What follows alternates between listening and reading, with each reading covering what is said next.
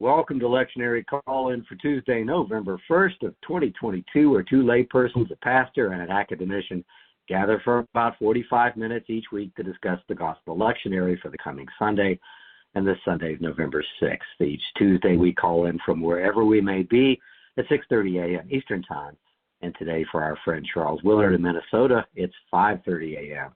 Our little team's working to be faithful to Lectionary Year C. There's not much of Year C left. That puts us in the Gospel of Luke on Sunday. We hope this discussion will provide areas of focus and reflection. And here's how it works. We develop perspectives independently after the lead-off person shares some formative questions. And then in this virtual discussion room, we share, encourage, and challenge each other. And here are the folks joining us in today's discussion. Bill Hall, St. Petersburg, Florida. Sarah Mickelson, Tampa, Florida.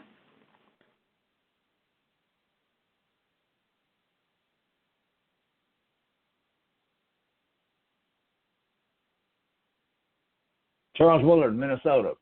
How's all? You're doing great, Charles. And I'm Don Upton. I'm in Charlotte, North Carolina. Good to have you all today. And today our passage for consideration out of Year C is Luke 20:27 through 38. And I'm going to read from the New Revised Standard Version. Some Sadducees, those who say there is no resurrection, came to him and asked him a question. Teacher, Moses wrote for us that if a man's brother dies, leaving a wife but no children, the man shall marry the widow and raise up children for his brother. Now there were 7 brothers. The first married and died childless, and then the second, and the third married her. And so in the same way, all 7 died childless. Finally, the woman also died. In the resurrection, therefore, whose wife will the woman be? For the 7 had married her. Jesus said to them, those who belong to this age marry and are given in marriage. But those who are considered worthy of a place in that age and in the resurrection from the dead neither marry nor are given in marriage. Indeed, they cannot die anymore, because they are like angels and are children of God, being children of the resurrection. And the fact that the dead are raised, Moses himself showed in the story about the bush, where he speaks of the Lord as the God of Abraham, the God of Isaac, and the God of Jacob. Now, he is God, not of the dead, but of the living. For to him, all of them are alive. And that's the word of the Lord. Well, we come up with 3 questions for today. I'm going to touch on each one, and because they are related to each other, and then we'll get started. And Bill Hull, heads up, coming to you for the first part of the discussion. The first one is, what is the role and the contribution of the hypothetical fact pattern in this passage, the 7-step fact pattern? There are many pathways for discussion here, so it's meant to open up thinking about the literature or politics or Jesus' message. But I want to know the contribution of the hypothetical to this passage. And then the second question is, what is a God of the dead in the context of this literature, and what impact does this God have on people and vice versa? And then finally, what does it mean to read to him? To him, all of them are alive. That's the way it closes out. What does it mean to read to him? All of them are alive. Let's start with the first one, which is the role and the contribution of this hypothetical fact pattern. Bill Hull, what do you think? It's a challenging question, Don. As I said in the pre-recording, at first when I read this, I started to call you and say more. So I decided to go with it and see what comes to mind. First of all, a background comment. This story, in effect, in the same way, is recorded in all of the synoptics. Matthew 22, Mark 12, and then in Luke 20 as you read it. Now, I mention that because in my imagination, however we want to believe that the Gospels were written, whoever wrote them deemed this interchange to be critical to report, even though Mark began by reporting it. But I don't want to dwell there too long, but I think that's significant that each of the three chose to tell this.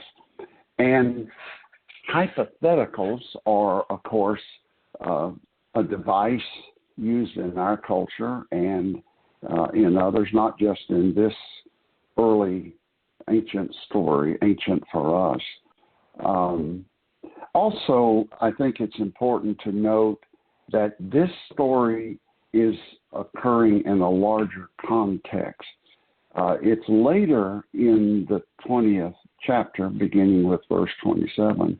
Before that, early in the chapter, the chief priests and scribes had said to Jesus, by what authority are you doing things? And the question about taxes and Jesus' famous render to Caesar what is Caesar's and to God. And then this question about the resurrection. So there's a series of challenges to Jesus' authority and the content of what he believed. And we're told that the scribes and chief priests were wanting to, quote, lay their hands on him. Now, the other question I would say, hypothetical does not mean that it's not real. And I will tell you, as a pastor of a number of years, these questions, while they may be raised in a different way, are on the minds of people today. This particular hypothetical is referring to Deuteronomy 25, the so-called Levirate requirement that if a brother died childless, his brother was obligated to take the wife. And we need to note that was a form of Social Security, of a safety net in that day. To us today, it may almost sound offensive, but let's be clear. There were motives behind that to protect the vulnerable. I've had people come to me as a pastor and ask, am I going to have my pets in heaven? And obviously, any pastor has dealt with people for whatever reason, divorce or death, who've had multiple spouses on earth. So I'll move on, John, but I think it's important that we not see this as, some trick that the Sadducees tried to pull back then. There was some, now they may not have been sincere, but there are people who sincerely question the nature of heaven, of the afterlife. And then the closing comment I will make, because as you say, all three questions are related. What I think is most important is, and this is my way of saying it, Jesus is saying, in the life to come, nobody will own someone else. In that culture, in some ways, the husband owned the wife.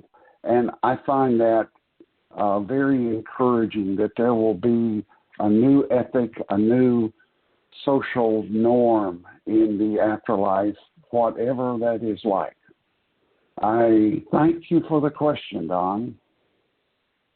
Thanks, Bill. Sarah, what do you think? What's the role of this hypothetical in this passage? I think that the role of the hypothetical seems to be, in this case, deception and misdirection.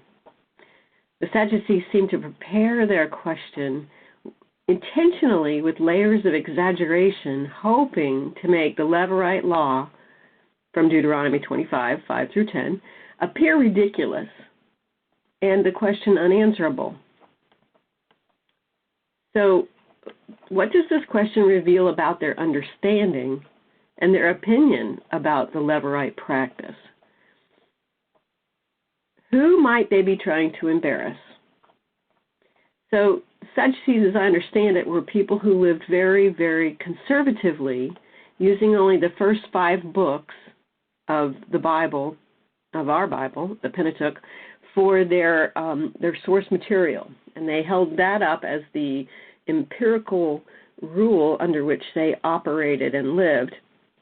And they didn't really buy into the balance of material that was written after the first 5 books, whether it was Midrash or the conversations that were captured in the rest of the story for them and other factions. So there was this living tension between how they believed and what they believed to be true and what the Pharisees believed to be true. And the balance of people kind of held between them by their ability to draw an audience or draw a congregation to them. So it seems to me that they're a bit like politicians lobbying for popular opinion and re-election. How do the Sadducees value marriage and women and fertility? And the impression I get is from this particular conversation, I wonder if those posing the question recognize the enormous benefit that Levirate marriage brought to the vulnerable in the society, whether they were the women, the widows, or the sisters of the families of widows. So I wonder if they even saw the widow as something of a person instead of a property or a stair step to immortality or resurrection by simply being the vessel by which children would be born. In the Sadducees' case, it seems that they believe the only way to have immortal life or resurrection is that they would have a child, and that child would go forth with their name and continue the family line. They seem to see the situation as the only opportunity or as an opportunity to outmaneuver their opponent, not valuing that the Levirate law provided not only a continuation of the family name, but also provided care and inclusion, which allowed the widow, to sustain social interactions and community connectedness. So all of those things were so interestingly intertwined in this question. So I felt like the hypothetical was there to trip up the practice of Levirate law, to trip up Jesus into saying there is no resurrection, and to trip up the whole audience that might be listening to their side of the argument, like a good attorney. I don't know. So I thought that the hypothetical was used for exaggeration, misdirection, and deception. Thanks, Sarah. How about you, Charles? What are your thoughts about the hypothetical? You're on mute.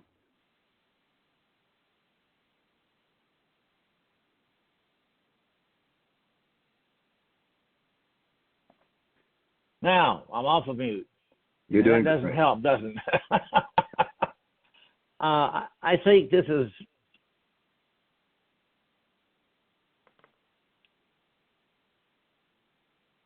I think Jesus is doing the right thing by saying, in effect, this is not really a very useful question.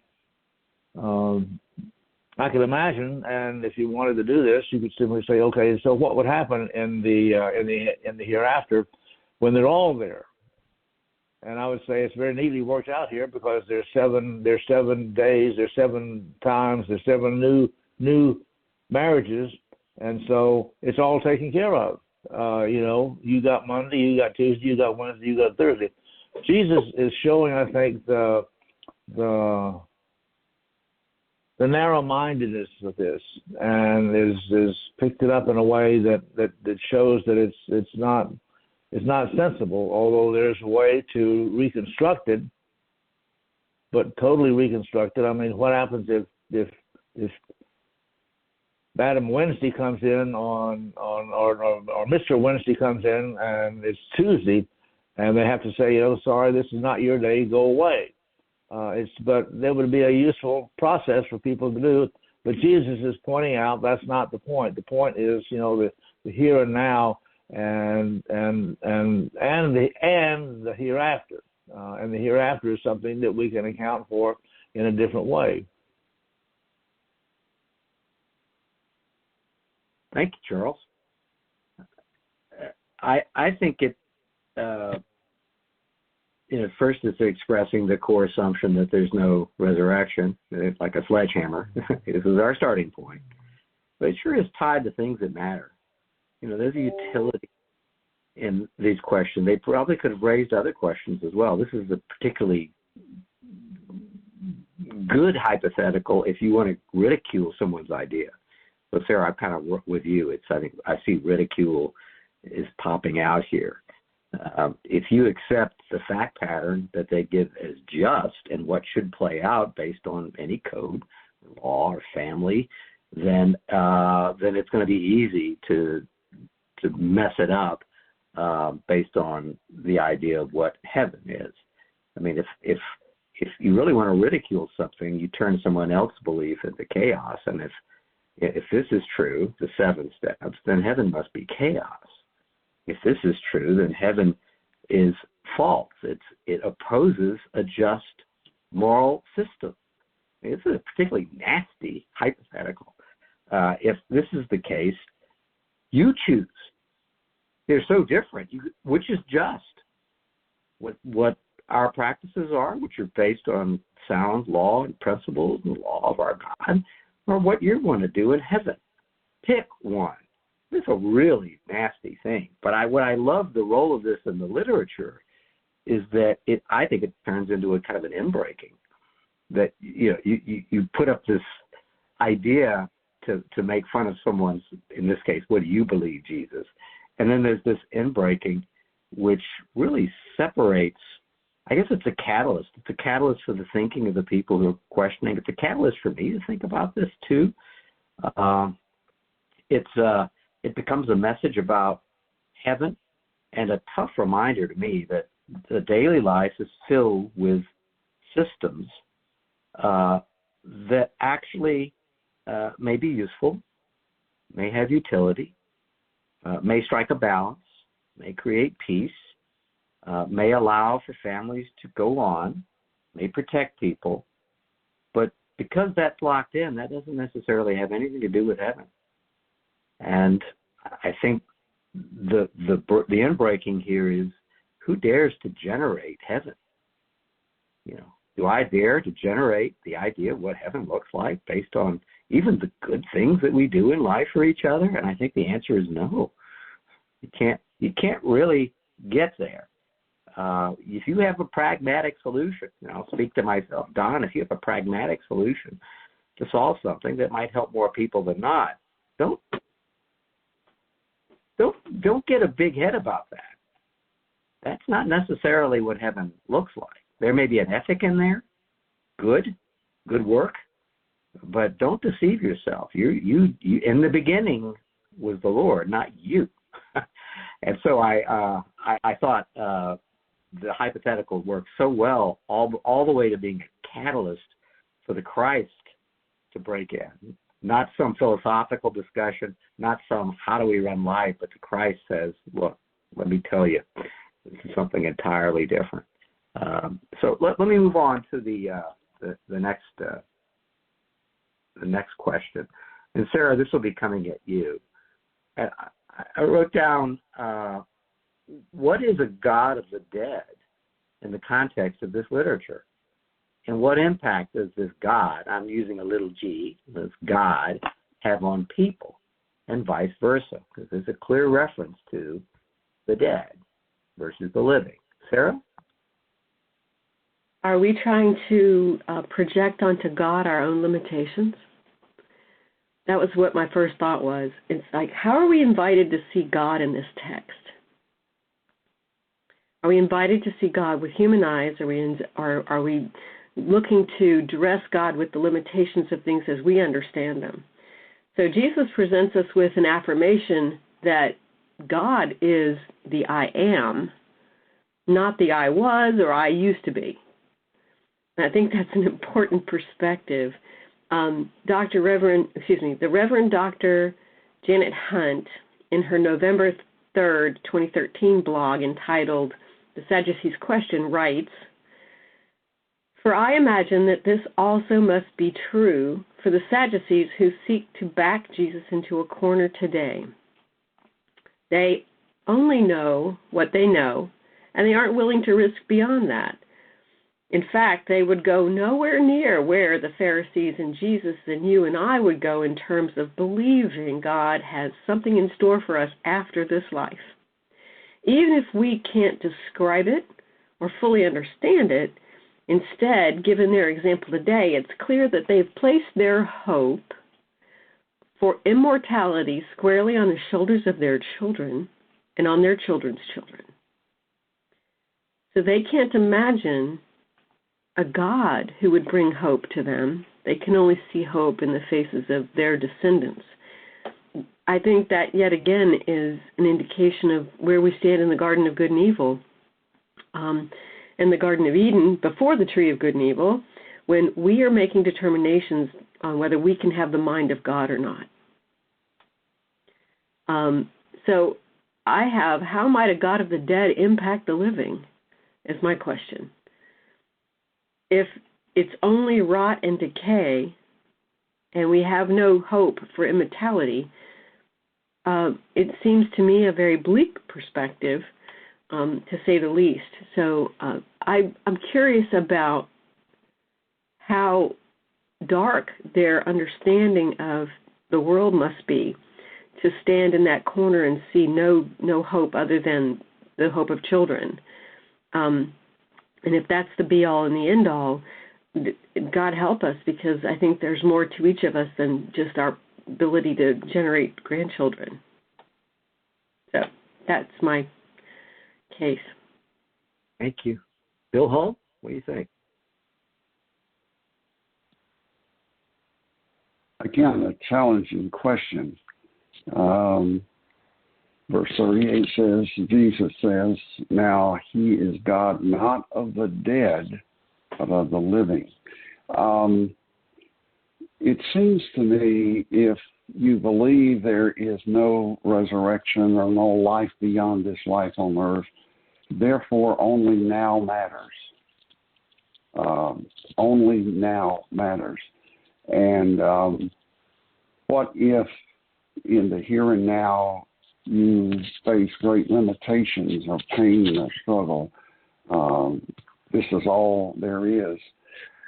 Interestingly, several decades ago, a rabbi friend of mine set up a public conversation in the synagogue with a different Presbyterian minister friend of his and advertised it, and there was a large turnout, and it was a public discussion, debate between one who believes there is life after this life, and in this case, this rabbi had his own particular view, and I don't know that this represents Judaism in general, but his thesis was the Christian minister went first and talked about our faith in life beyond this life.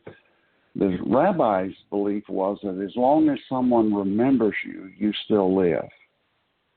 But once you are forgotten, then you no longer exist. So for him, any life, even if it's only in memory after this life, is totally dependent on humans, not God. That's why offspring, he thought, were so important, because that would keep your memory alive. And it was a very respectful conversation. But I share that because I think it makes the obvious point. I would come at it this way. I have no idea what it means to live after this life. My imagination in some ways can't go there. I accept the witness of Scripture, the promise of Jesus. I don't doubt that, but I don't understand it. What I think I understand is it is so far beyond our imagination and so far beyond human logic that it is truly dependent on God. It is another example of the power and depth and breadth of God's grace, that we are promised something that we can't create, and at least in my case, do not understand, embrace, but do not understand. So again, it comes back to the focus is on God. And Jesus' message is that he represents a God not of the dead, but of the living. Bill Wallach, who used to teach the lectionary class at Palmacia Presbyterian Church, which is the church that makes this podcast possible, he taught it for generations, and we honor him with this podcast. Speaking of honoring memory, and it lives on in the love that he put into that class. To paraphrase him, he said the standard of the age is not relevant to resurrection, standard of our age, our thinking. And I had that written in large letters in the margin of my Bible. And Sarah, we talk a lot about the women at the tomb, and I want to bring that in again. What are the women going to the tomb to do after Jesus has been tried and executed? They're going to create memory. They're going to honor the dead. They're going to honor the memory. They're going to lock, and this is my opinion, they're going to lock him in terms of time as a beloved teacher. And there we will tell stories about him, and and what they've experienced with him may guide their lives and their ethic for years to come. They're doing the right thing in their age to take care of the body, to memorialize him, and to lock him in time as someone who has passed. And that's, for me, how wildly off this is from what's actually taking place. That the resurrection has nothing to do with what's going on. They're doing things that are perfectly proper to memorialize and to create the memory, but it doesn't work. So I go back to those women at the tomb and what they're trying to accomplish. For Charles, I come to you. I struggle with part of this because of my beloved atheist friends, people who question, people who doubt, the existentialist writers are close. They matter to me because it's not. I'm trying to get this in the right words. I want to make sure I'm not making a comment about just being right and wrong, that there's a beautiful ethic, that we arrive at conclusions every day. We preserve how we treat each other. Kind of like the women going to the tomb. That is proper, to go and care for Jesus' body and to preserve his memory. That is all we can do. And it matters. And I just want to say, for those who in this world every day, I'm searching for the words, but I'm going to try to get this down. I struggle with this passage because every day it blows me away, the ethic that we have in terms of our responsibility to each other.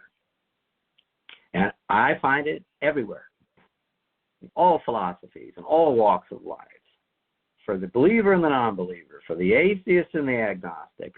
We do work hard to care for each other. And I just want to make sure, for my friends listening in, I'm not trying to blend, or I'm not trying to create this chasm of heaven and earth in a way that says it's wrong. I'm just saying it's not comprehensible, that we do what we can to care for each other, and it's beautiful. But there is much more that is beyond all understanding. And I just want to make sure there's no damnation of the ethic here. It is wonderful. Charles, how about you? What are your thoughts about the God of the dead?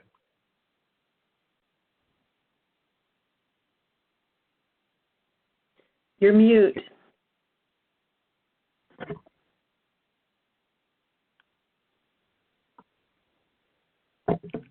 I'm always amazed where this group where this conversation goes. It goes where the word Star Trek now, where people have never gone before, and you do that, and it's just an amazing thing to sit here and to listen to, and to talk with the three of you whose minds are so remarkably, I was about to say unhinged, but that's not quite that's not quite what I meant. I want to convey that you're able to take this conversation about, which is given to us from hundreds, thousands of years ago, 2,000 years ago, and to re-coordinate it, reorganize it, redevelop it, rehandle it, remanage it, reinterpret it in a way that moves it forward, and moves it forward in a way that probably couldn't have been comprehended by the Sadducees and the Pharisees and the Christians who debated it and talked about it among themselves 2,000 years ago. It's just it's a remarkable thing, and I appreciate it. Thank you. Appreciate you, Charles. And that'll take us to the final question, and it's, what does it mean to you to read, to him all are alive? I'm going to go to that. Now he is God, not of the dead, but of the living. For to him, all of them are alive. And I'm going to kick it off by, I was looking in my notes, and there was a pastor in Charlotte preached on this just weeks ago, not on Lectionary. It's Bob Henderson at Covenant Presbyterian Church in Charlotte, North Carolina. And he summed it up by saying, heaven transcends all the categories we know in this life, including marriage. It is less about eternity than about relationships being guided by love. Bill, what do you think about all are alive? I would affirm what you just said. That was, in essence, a part of what this question prompted in me. This phrase, he is God, not of the dead, but of the living, is exactly the same in all three synoptics that I mentioned. Luke and Mark add, Luke adds, for to him all of them are alive. I believe that's left out of Matthew and Mark. Anyway, it's interesting to me that what is framed as an attempt to trap Jesus by the religious power brokers becomes, for Jesus, a description of life now and for eternity. So while there is an adversarial tone here, and in Matthew and Mark, Jesus says, you are wrong.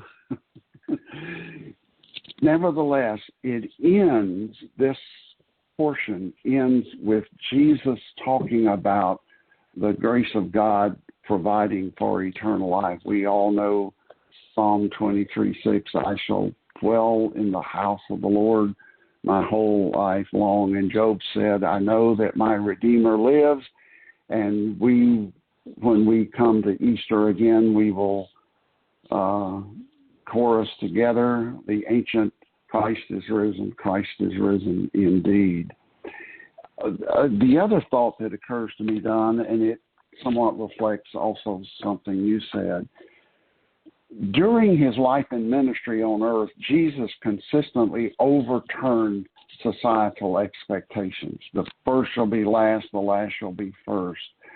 And what this passage says to us, in the afterlife, in the eternal life, social expectations will still be overthrown. Let's remember, in the Jewish culture, for a married woman to be childless was a source of shame.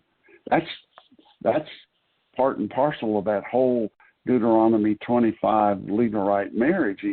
A woman's job is to produce children. And in heaven, being childless will no longer matter, because in this hypothetical, she ends up childless, right? She never does. I think I'm reading that right.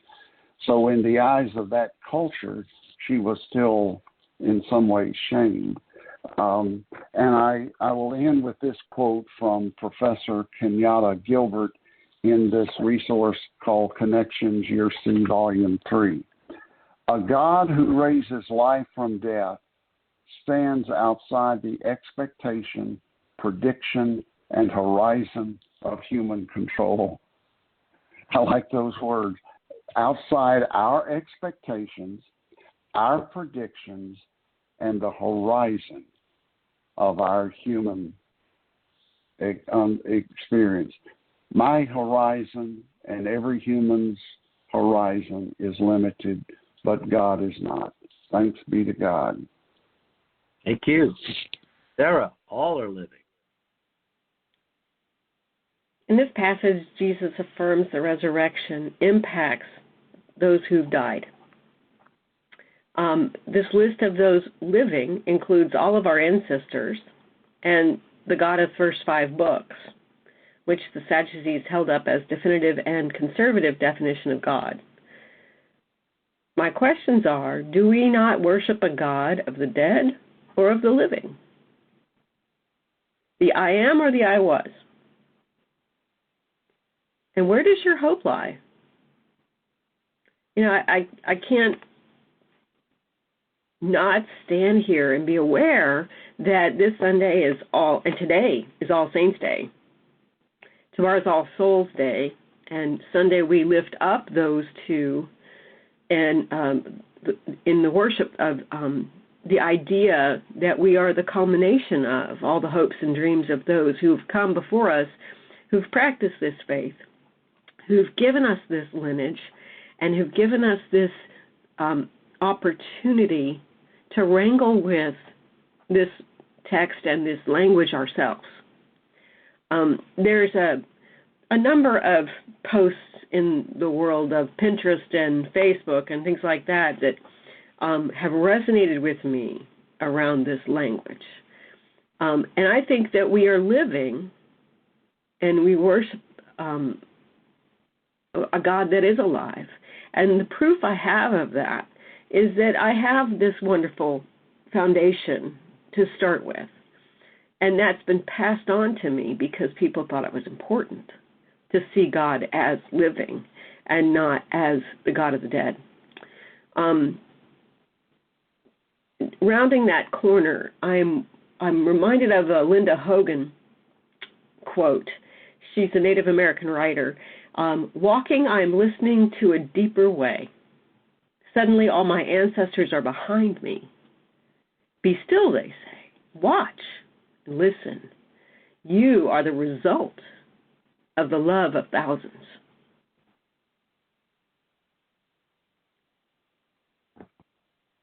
Thank you. And before I come to you, Charles, I've been thinking that there's a danger of reverse ridicule here, and I want to play that out, see if you agree with this. That in terms of the God of the living, that's also those of us who are pursuing utility and safety and security and peace every day in the systems that we're managing and changing every day. And I'm wondering, I want to reverse the ridicule here. It's like, I think the church can flip this and behave it exactly the same way. I think this is more about human nature than it is about a sect or people who believe a certain thing. I think we're capable of doing it, and I'll make it ridiculous. Sarah, when you have your house in heaven, what kind of cross do you intend to hang in your living room? Are you going to have Celtic cross or a crucifix, or what are you going to hang in heaven? Or, Charles, you speak, I don't know if you speak other languages, if you don't speak Latin or Aramaic. I mean, what are you going to do about your illiteracy in heaven? We'll just go on and on and on. And Work on it. Yeah, I think it's easy to also swing the other way and default and say, the end all be all is heaven. What work is there to do? It is finished. This is also a call to do good work. This is a call to lean in, to persevere, but to think about the chasm that we have between our understanding and heaven too.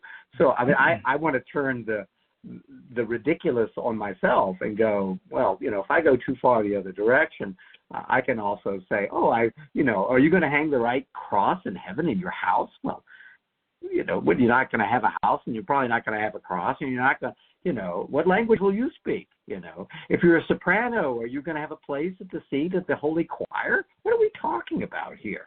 And so I just wanted to highlight that I think there's counsel for everybody here in terms of our pursuits on earth. Charles, you get last word. Your thoughts. All are living. Once again, y'all demonstrate the value of this particular group to the four of us who are participating in it, and to Palma City Presbyterian Church, which got us started and also benefits from it. It's refreshing. Thank you. Thank you, Charles. Glad you're with us today. And speaking of Palma City Presbyterian Church, they're the ones that make this possible. They're located at 3501 West San Jose Street. That's in Tampa, Florida. And for more information, you can go to palmacia.org. That's PALMACEIA.org. We always commend that site to you because there are even more differences of opinion there. It's exciting. Great sermons, outstanding music, meditations, Sunday school classes. They're actually doing a walk through the entire Bible this year, so check that out. Also an opportunity to take communion. And you're always welcome, and we'll see you next time.